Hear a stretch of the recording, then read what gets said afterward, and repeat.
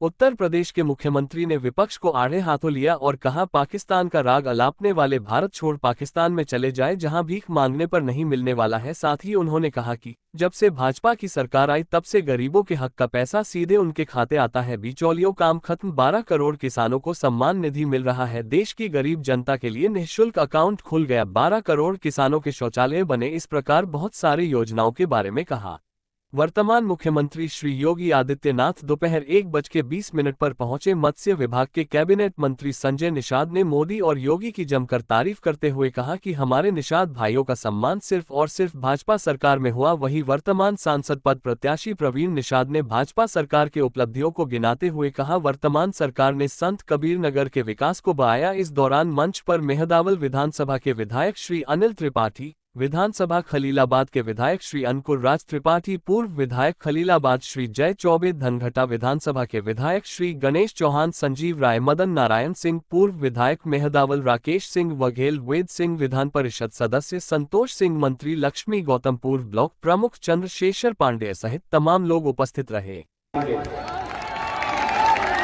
जितने गरीब बच्चे जिनके पास मकान नहीं है, इस बार अगले 5 वर्ष के दौरान उन सबके मकान भी बन जाएंगे। बहनों और भाइयों, अब आतंकवादी घटनाएं नहीं घटित होती है।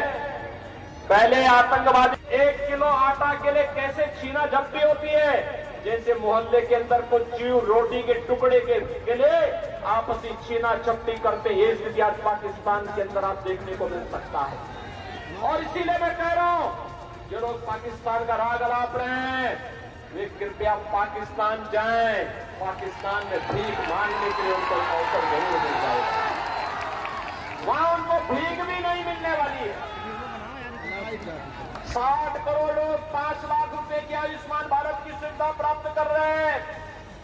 गरीब के लिए जनधन अकाउंट खुल गया है। पेंशन से लेकर के सरकार का मुआवजा या कोई भी आपदा का राहत का पैसा सीधे आपके अकाउंट में आ रहा है। बीच में कमीशन खोरी बंद। 12 करोड़ किसानों को किसान सम्मान निधि देश के अंदर मिल गया। 12 करोड़ गरीबों के घर में शौचालय बन गए।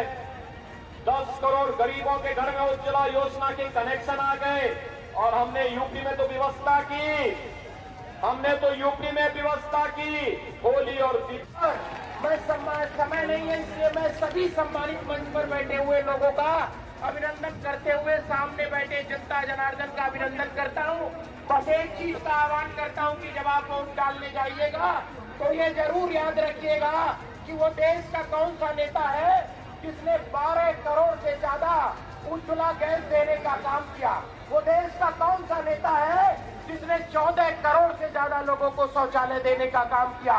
वो देश का कौन सा नेता है जिसने 50 करोड़ से ज्यादा लोगों को 5 किलो मुफ्त में राशन देने का काम किया। वो देश का कौन नेता है जिसने राष्ट्र विरोधियों की छाती पर आक्रमण करके 235 आतंकवादियों को जमीन दोज करने का काम किया। वो देश का कौन नेता है जिसने भारत माता की छवि को दुनिया के पटल पर अंकित किया। वो देश का कौन सा नेता है जिसके नेतृत्व में 500 वर्षों से प्रतीक्षित भगवान राम का भव्य मंदिर आज बन करके तैयार खड़ा है। और वो देश का कौन सा नेता है जिसके कार्यकाल में भगवान श्री कृष्ण का मंदिर बनकर तैयार होने वाला है।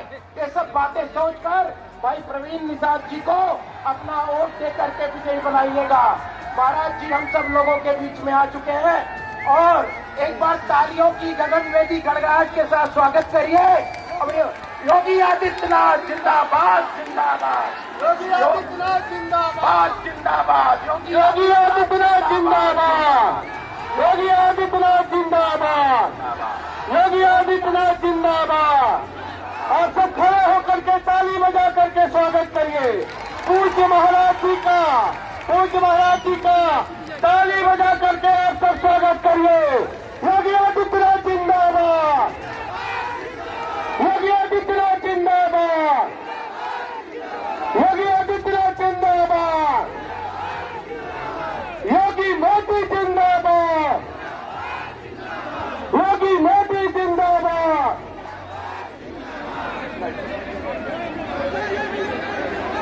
सीधे हम आमंत्रित करते हैं उत्तर प्रदेश सरकार के कैबिनेट मुख्यमंत्री श्रीमान संजय निषाद जी से कि वो आए और पूज्य महाराज जी का स्वागत करें।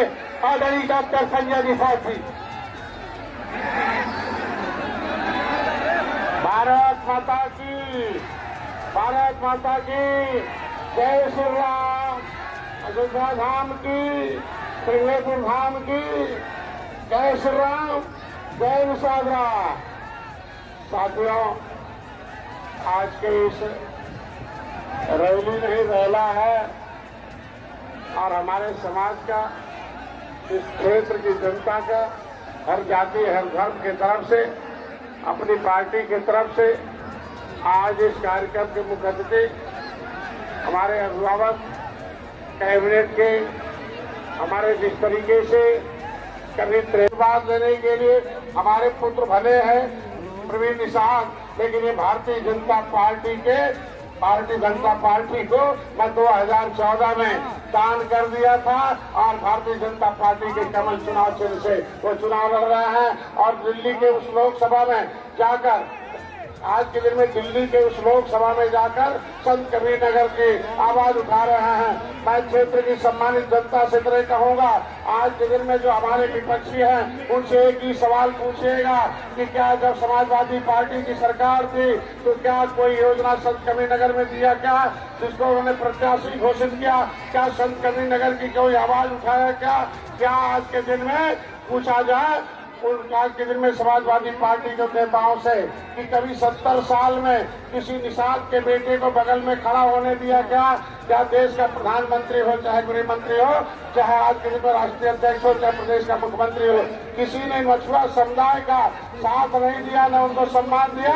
अगर सम्मान दिया है तो योगी जी ने दिया है और मोदी जी ने दिया है और आप लोगों के लिए कानून भी बना है।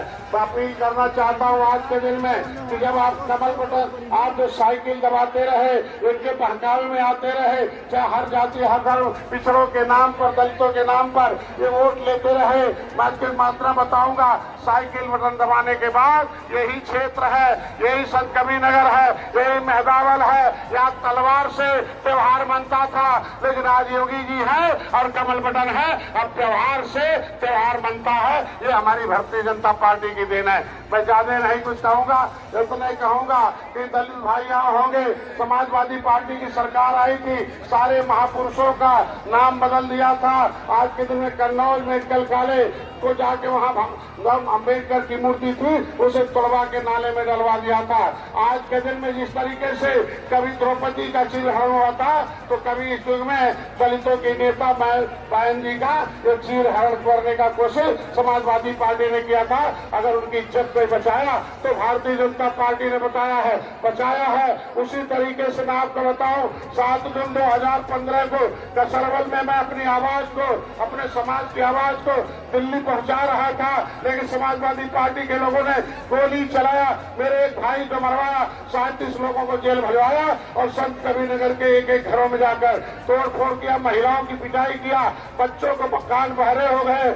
आज के दिन में 7 महीने बाद जमानत जब हुई तो हम जेल गए और जेल में जिस तरीके से उन्होंने कहा था इनका चुंदा लाओ या मुर्दा लाओ, अपने समाज का नेतृत्व करने के नाते मैं इतना कहूंगा, मैं श्री राजपूत, धनीराम वर्मा, रघुवर दयाल वर्मा, मनोहर लाल, जयपाल कश्यप, झोरी में ये फूलो देवी जैसे नेता इनके सपा बसपा कांग्रेस के कार्यकाल में सारे मारे गए हैं। मैं आज के दिन में अपने लिए बता रहा हूं कि हमें भी मारने का प्रयास किया गया। जब जेल में गए तो हमें तन्हाई में डाला गया।